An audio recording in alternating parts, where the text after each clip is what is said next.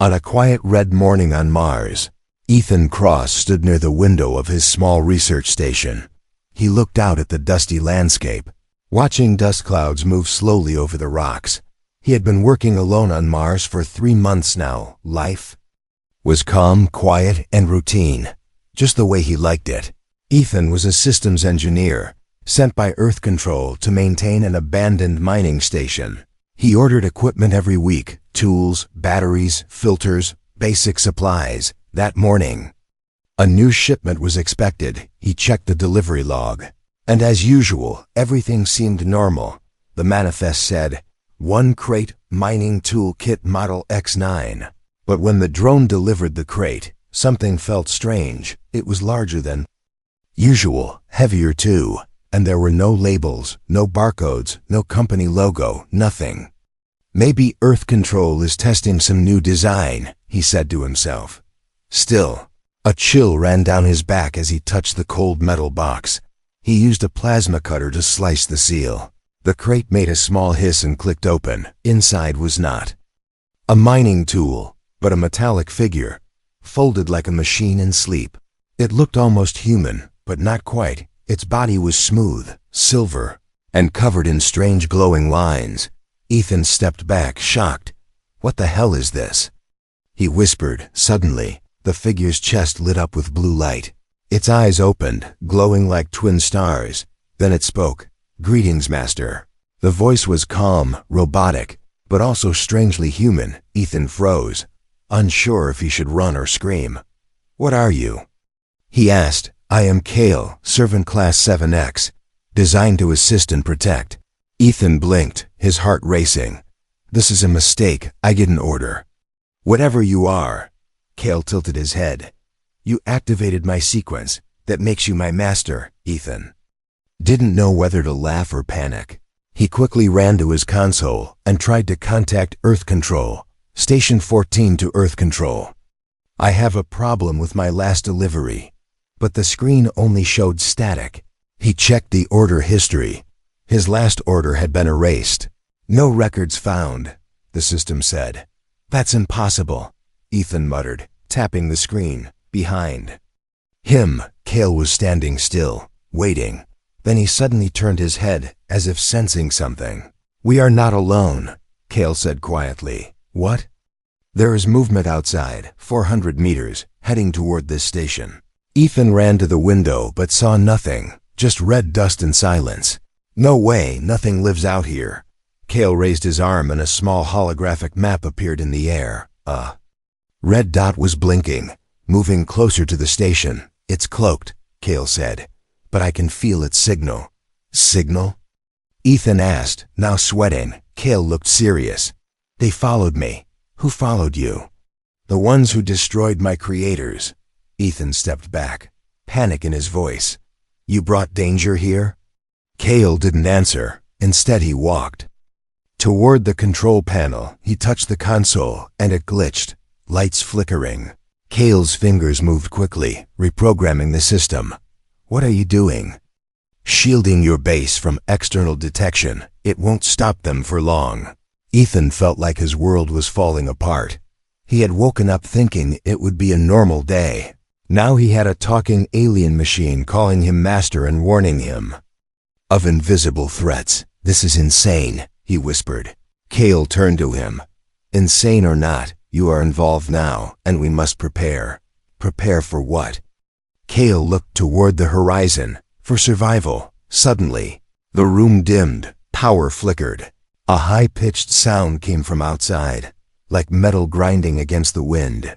Ethan and Kale stared out the window. From the corner of the dusty hills, a dark shape began to emerge. It moved silently, floating just above the ground. Then it stopped.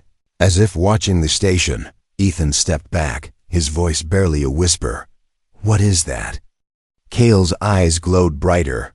It is a hunter drone, he said, and where there is one, others will follow. Ethan clenched his fists, mind racing. He didn't ask for this. He didn't plan for this, but now something was coming, and he was at the center of it. As the drone outside slowly powered up, Kale raised his arm, preparing for battle. And Ethan realized one terrifying truth. This was just the beginning. Ethan didn't sleep that night. Not even for a second. He sat in the corner of his lab, eyes locked on the strange being now sitting quietly in the middle of the room. The room smelled of burned wires and cold metal. The walls flickered with emergency lights. And outside, Mars was silent, too silent. Cale hadn't moved in hours, just stared into space, as if listening to something only he could hear. Ethan's hands were shaking, a leftover tremble from the fear he tried to hide. He whispered, almost to himself, "This doesn't make sense." Machine that called him master, a hunter drone from the shadows, a lost record from Earth. It was all too much. Then Cale finally spoke, voice low. "They are scanning the area, searching for my signature." Ethan snapped his head up. "Who are they? You keep saying they're dangerous, but you haven't told me anything." Cale stood, his joints moving with smooth, mechanical grace. He stepped closer, eyes glowing dim blue. "My creators were called the Sithari," he said, "a race of thinkers. Scientists, builders. They designed me for service and protection." Ethan raised an eyebrow. "What happened to them?" Cale paused for a moment, then looked down. They were hunted, erased from the galaxy by a force known only as the Collectors. Ethan's mouth went dry.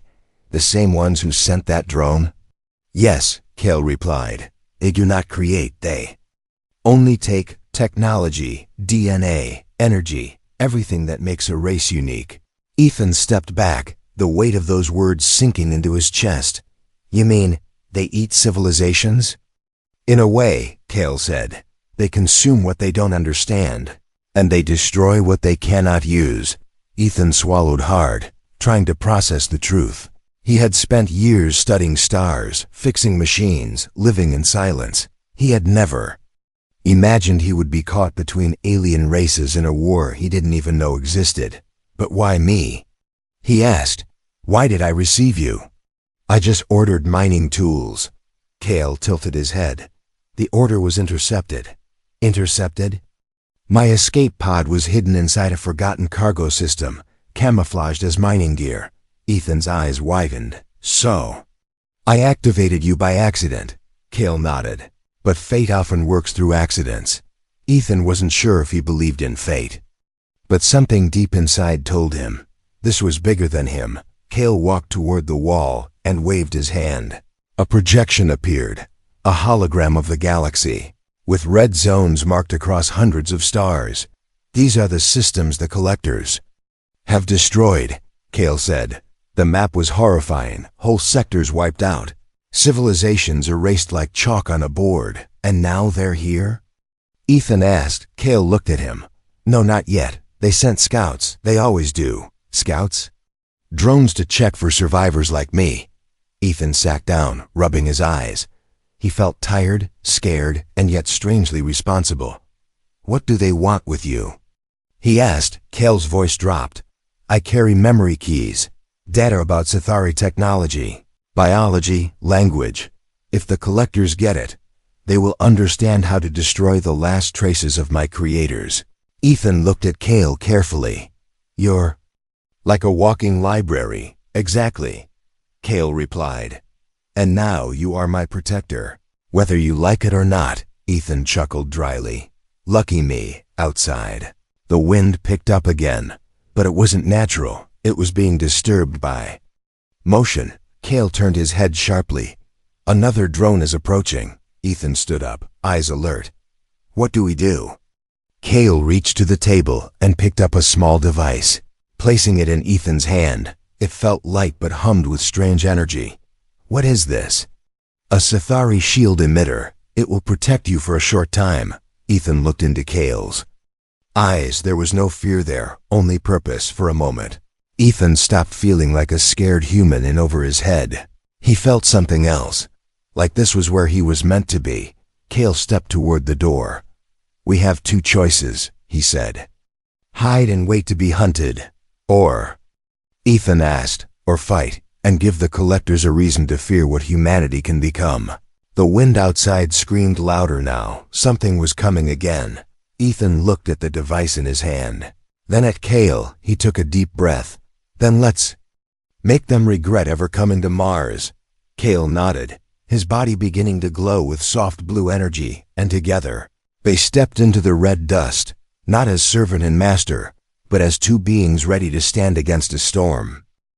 The next morning didn't feel like morning. Mars was still red, still silent, but the air inside Ethan's station felt heavier, not because of gravity, but because of what was coming. Cale stood outside the station, eyes glowing faint blue, his metal body unmoving. He had been standing there for hours, watching, sensing, waiting. Ethan, meanwhile, hadn't slept. Not because of fear, but because of questions. He paced across the control room, looking at old maps of Mars terrain, his mind full of doubt and fire. If Cale is real, he thought. If those hunters are real, then maybe everything we thought we knew about the universe is wrong. The silence broke, not with noise, but with vibration. It started in the floor, a slow hum, barely noticeable. Then the lights flickered. Not out, but sideways, as if something was bending energy itself. Cale stepped inside, his voice calm but urgent. It's begun. Ethan grabbed his tool belt, now filled with more alien gear than human tools. What do you mean? Cale turned toward the west window and pointed. The collectors have awakened the ground. Ethan stared, confused. The ground? Cale nodded. The station was built on top of something ancient, something my creators buried. Ethan's heart skipped. You mean the mining company built this place? On top of a secret alien site? Not just a site, Cale said. A vault, locked and hidden for 10,000 years. Suddenly, the floor beneath them pulsed. Not from power, but from life. Ethan backed away. Tell me that's not what I think it is. Cale looked down, his voice firm. They're waking it up, to destroy it. Without warning, a loud crack echoed through the hills. The red dust outside lifted like a wave. And from beneath the surface, something began to rise. Not metal, not rock, but a living structure, smooth and curved like bone. Ethan's eyes widened. That is a vault? Cale nodded. It's a memory core. It holds the last songs of the Sithari, Ethan whispered. Songs? Cale nodded again. Sithari didn't record data like humans. They sang it into crystals, each note a piece of knowledge. Ethan was speechless. The wind outside twisted, and from it came a sound, like machines whispering in an ancient language. Cale's eyes glowed brighter. They are here. Ethan rushed to the console, trying to scan for movement. No life signs, no ships, no heat, just static. They're invisible, he said, panicking.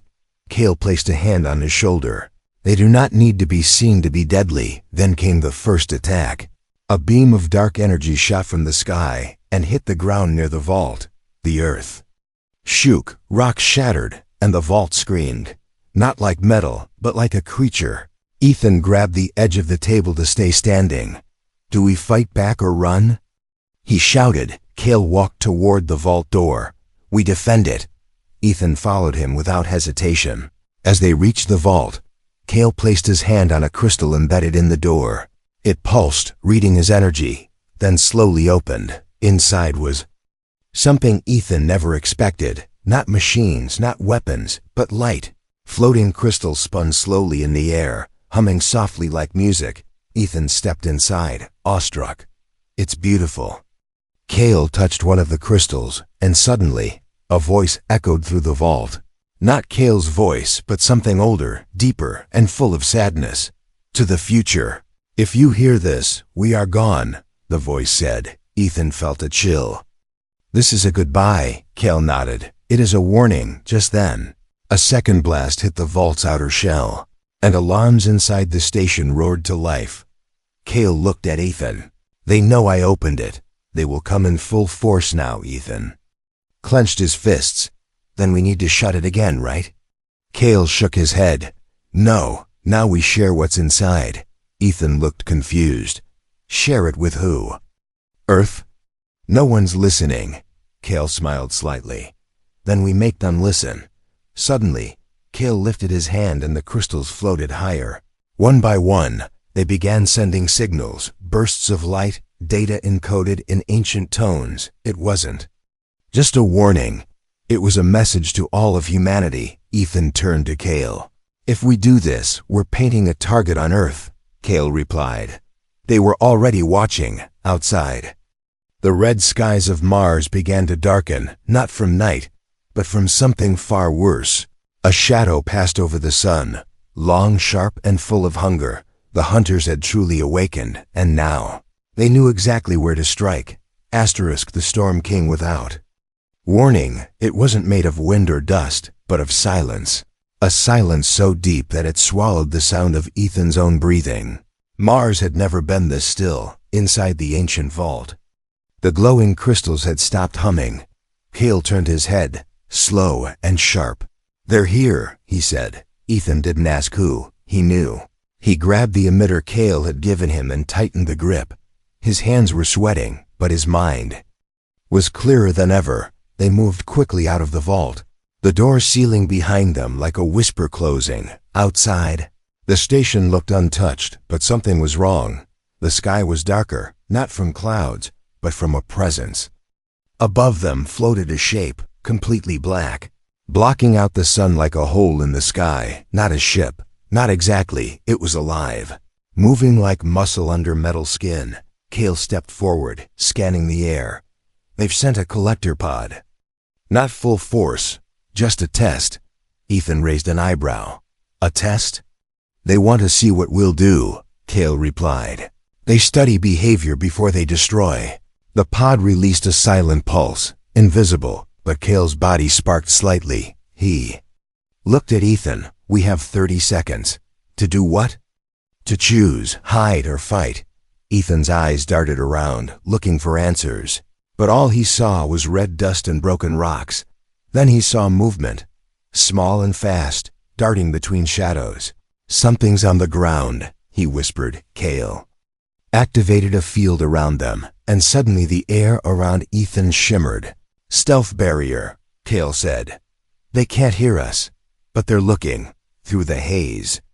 Ethan saw the creature fully for the first time. It had 4 legs, no face, and its body shifted like liquid metal. It moved with unnatural grace, like it didn't belong to physics. "That's a hunter drone," Cale said. "One of many." Ethan whispered, "Why does it look like it's sniffing?" "They don't see light.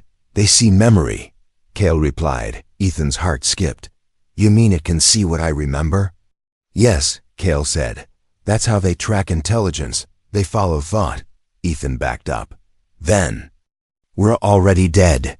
Cale didn't answer. Instead, he stepped out of the barrier and raised his hand. In an instant, his arm shifted, revealing a built-in energy weapon. A blue beam fired silently, striking the drone through its core. The drone collapsed, then melted, but the sky screamed. Not with sound, but with vibration. The black pot above them began to open, like a flower unfolding in reverse. From its center dropped something larger, not a drone, not a ship, but a shape in the form of a man. It landed without impact, feet touching the ground like air itself welcomed it. It wore armor that shimmered like liquid glass, its face hidden behind a shifting mask. Cale stepped back, a rare sign of hesitation. "That is not just a hunter," he said. Ethan looked at the figure. "Then what is it?" Cale's voice dropped. "That is a Collector Prime, a general." The Collector Prime raised one hand toward Cale, and the ground under Cale cracked. His systems sparked, his legs bent as if crushed by gravity. Cale gritted his teeth. "Go. Run, now." Ethan didn't move. "I'm not leaving you." "You don't understand," Cale said. "This isn't about me. It's about the data." Ethan took a shaky breath, then stepped forward. He held up the emitter device Cale had modified earlier. "Can this hurt it?" Cale looked up, damaged but smiling. "With luck." "Good," Ethan said. "Then I'll need a distraction." Before Cale could respond, Ethan sprinted forward.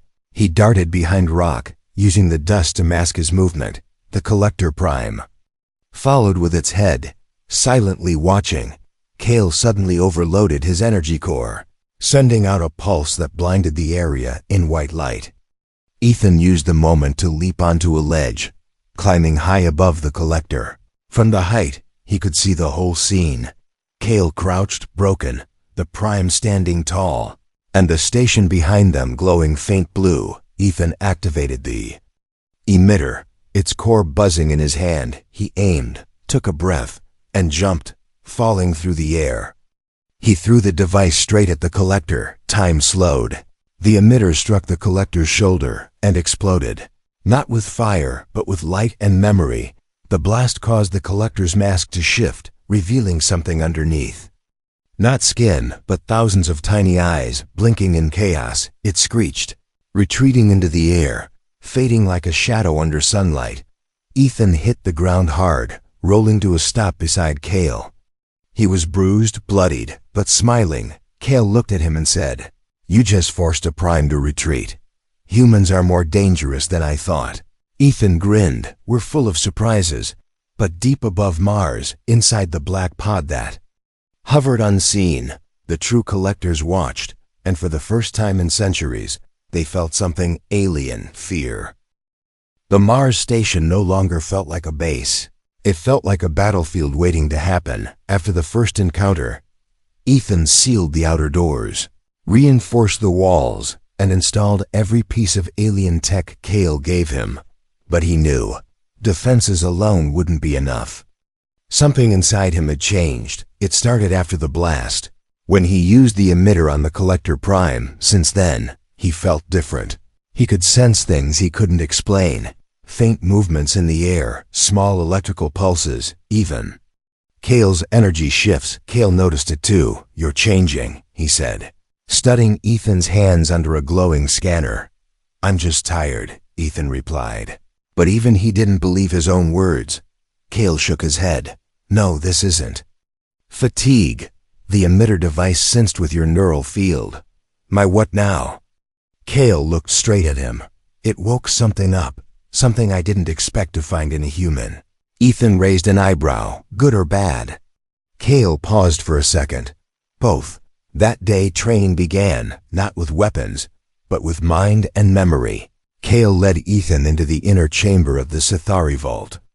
There, the floating crystals were no longer just data. They were teaching tools. Each one held a skill, a memory, a story, not shown in images but felt deep in the brain. Ethan touched the first crystal, and instantly, his mind filled with knowledge. Starship, blueprints, alien languages, combat reflexes, all rushing through him like a flood. He pulled his hand back, gasping for air. "That felt like drowning," he said. "It's your brain expanding," Kale said calmly. "You're not just learning, you're adapting." Ethan looked down at his hand, feeling the pulse of something new. "I thought you were the soldier," he said. "I was," Kale replied. "But maybe you're meant to be something more." Outside, the station trembled. A collector scout had passed overhead, scanning, silent, searching. It didn't stop, not yet. But Kale knew what it meant. "They're calculating risk," he said. "They'll return with full force soon." Ethan nodded. "Then we need to be ready." Kale placed a small metal ring on the table. It was black, smooth, and pulsing slowly like a heartbeat. "What's that?" Ethan asked. Kale answered. "A Sithari neural brace. It will link your human brain with my command system." Ethan narrowed his eyes. "Are you asking me to become part machine?" Kale didn't blink. "I'm asking you to become more than human." Ethan stared at the ring, his thoughts racing. All his life he had been alone, fixing things, solving problems, hiding from the noise of people. But now he was at the center of something much bigger. He picked up the brace, took a deep breath, and placed it on his arm. It latched gently, then vanished into his skin. His body stiffened, eyes widened, and his mind opened like a window to a storm. He could see Kale's data feed, every system, every signal, every incoming scan from orbit. He stumbled back, overwhelmed. Kale steadied him. "It will pass, just breathe." Ethan laughed through the pressure. "This is insane. It's evolution." Cale replied. That night, Ethan dreamed of stars, not just as lights in the sky, but as memories.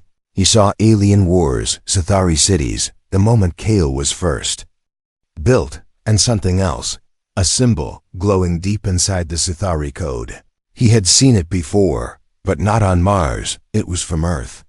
The same shape found in ancient cave carvings in South America, something that had confused scientists for decades. Ethan woke with a jolt. He looked at Cale, breathing hard. I've seen that symbol before, on Earth.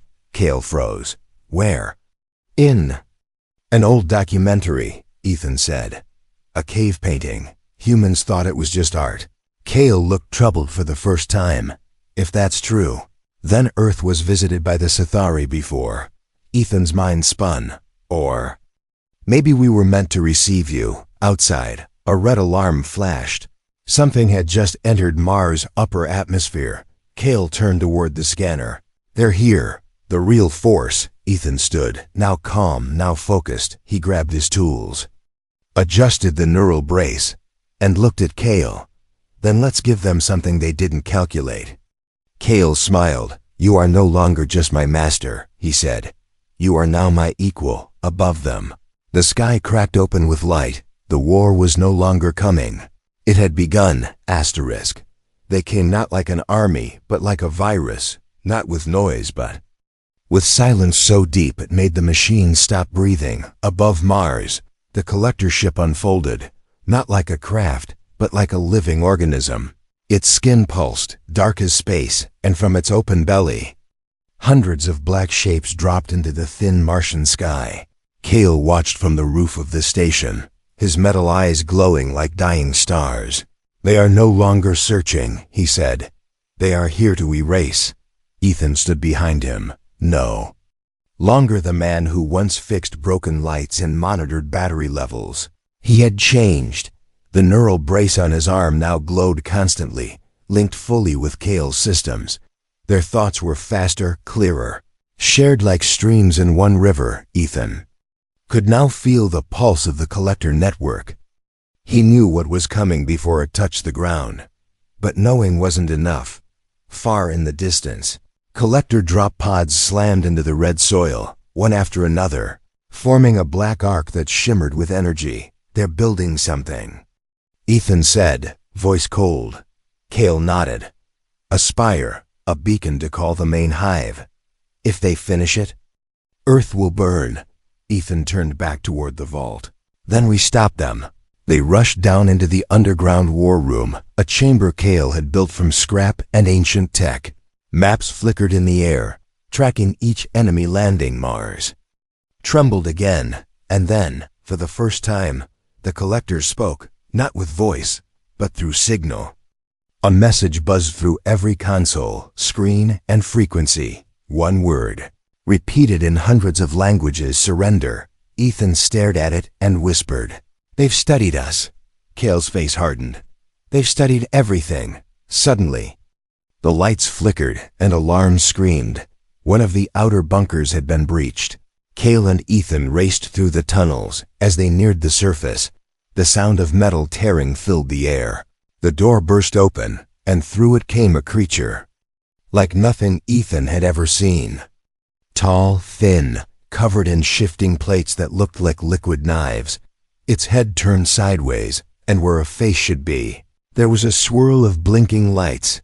Cale reacted first, charging forward with a blade that extended from his arm. They clashed like thunder, metal on metal, sparks flying into the dusty air. Ethan moved to help but was slammed back by a shockwave. The creature emitted sound, not a scream, but a recording. His own voice played back to him, twisted and wrong. You can't win, it repeated. You can't win. Ethan growled, rising to his feet. He activated a pulse wave from his neural brace, stunning the creature just long enough for Cale to land the final blow. The enemy collapsed, melting into dust. Cale stumbled, sparks dancing along his side. You're hurt, Ethan said, rushing to him. Internal damage, Cale said. But I will function. Ethan's eyes narrowed. They're getting stronger. They are evolving with each failure, Cale replied. as they returned to the control room. Another message appeared on the Wandi. Screens, we know you're kind. Ethan slammed his fist into the table. We're not a kind, we're a species that fights back. Kale looked at him, then silently handed over a device. What's this? Ethan asked. The last defense, Kale replied. But it requires a living connection. Ethan stared at the object. A small orb with glowing veins running through it. It pulsed like a heartbeat, and as he touched it, visions exploded in his mind. A Sithari weapon, buried beneath the vault. Locked away because it was too powerful. It could wipe out the collector forces, but it would need to bond with a living brain. Permanently, Kale looked at him. If you use it, you will not remain entirely human. Ethan paused. What if I already stopped being human the moment I opened that crate? Kale did not answer. He didn't need to. Ethan picked up the orb, pressed it against his chest, and screamed as light poured into him. The station exploded with energy. Blue lightning arcing through every wall, every wire. Kale backed away, shielding his eyes when the light cleared. Ethan stood still, breathing, alive but different. His eyes glowed now, the same as Kale's. His skin shimmered with faint patterns of energy. He had become something in between. Part human, part Sithari, part unknown. Kale stepped forward, voice low. You are ready. Ethan looked toward the sky, where the collector spire now crackled with dark power. He clenched his fists. Then let's end this before they light the signal. Above them, the sky tore open again, the main hive now entering Mars' orbit. And Earth, unaware of the coming storm, had only one chance left, standing in the red dust. Between two worlds was the last soldier they didn't expect. Ethan Cross, the human who ordered equipment and became a weapon. The sky over Mars had changed color. It was no longer red, no longer peaceful. Now it pulsed with deep shadows, like a bruise stretched across the planet. The collector hive had arrived, massive, living, and older than human history. It hovered above the Martian surface like a god watching insects. Inside the command station, Ethan Cross stood still. He was no longer just human, and no longer afraid. The Sithari weapon inside him hummed softly, bonded to his heartbeat. Kale stood beside him, damaged, flickering, but determined. This is where it ends, Kale said. Ethan looked up at the black sky. Or where it begins. They stepped outside. The cold Martian wind cutting across their faces like a warning. Across the hills, the collector spire was now fully awake. Its core glowed black, feeding from the fear and memories it pulled from the surface. Waves of energy pulsed from it. And every few seconds, another part of Mars cracked open from the ground. New creatures were rising. Not machines, not flesh, but twisted reflections of both. They're using our data, Ethan said, turning our memories into weapons. They always do, Kale replied. But they've never faced someone like you. Suddenly, Ethan dropped to one knee, clutching his chest. The Sithari energy was growing louder inside him. Too loud, too powerful. It's trying to take control, he gasped. Kale knelt beside him, placing a hand on his shoulder. You must guide it, not fight it. Ethan looked up, breathing hard. And what if I lose myself? Kale's eyes glowed softly. Then I will bring you back. The final plan was simple, too simple. Ethan would enter the spire's core and overload the collector network from the inside. Kale would hold off the swarm as long as he could. They knew it was suicide. But they also knew Earth had no idea how close it was to extinction. They moved fast across the terrain, dodging enemy scans, cloaked by the Sithari tech Kale had patched together from ruins. But the closer they got, the more unstable Ethan became. His voice sometimes echoed when he spoke, and his shadow no longer followed him correctly. Kale said nothing, but he knew the weapon was burning Ethan from the inside out. As they reached the base of the spire, Kale stopped. This is your path now, he said. Ethan turned. And yours? Kale raised his arm. It was shaking, sparking badly. I was made to serve, but today I will choose to protect. He turned away and walked back into the swarm, alone. Ethan watched him go, a lump in his throat. Then he stepped into the spire. It didn't feel like a building. It felt like walking into a thought. The walls moved, responded to his presence, pulling memories from his mind and flashing them across the air like dreams. His childhood, Earth, Kale, and the day he opened that crate. All danced before him like smoke. "You are nothing," a voice whispered. "You are a glitch." He kept walking. "I was nothing," he replied. "But I chose to become something." At the center of the spire, a throne of light waited. The collector core, it was not a thing, but a hive mind, whispering in all languages, offering him peace, offering him silence. Ethan stepped forward. The core reached toward him, tendrils of black energy wrapping around his arms. His chest, his neck, join, it whispered. "Forget pain," he smiled. "I'll forget nothing." And then he let go. He unleashed the weapon. The scream that followed wasn't his. It was the collector hive from orbit. The ship fractured like glass struck by a hammer, one piece then another, until the entire sky over Mars exploded into light. Outside, Kale watched the swarm freeze, flicker, and collapse. One by one, they dropped. Disconnected from their hive, Kale fell to one knee. Systems failing. Core melting, but he smiled. The light from the spire reached him. A quiet message whispered in his ear, "Thank you." Then all went silent. 3 days later, Earth Control finally reconnected with the Mars base. A weak signal came through, voice broken. HF14. "This is Control," the voice said. "Please report status."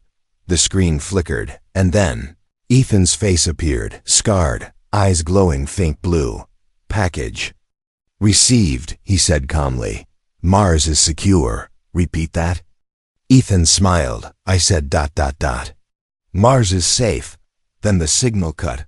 Far beyond Mars, in a hidden part of the galaxy, a new beacon lit up, another vault, another legacy, waiting to be found, and somewhere in the stars, Ethan Cross was no longer just a man. He was the beginning of something more.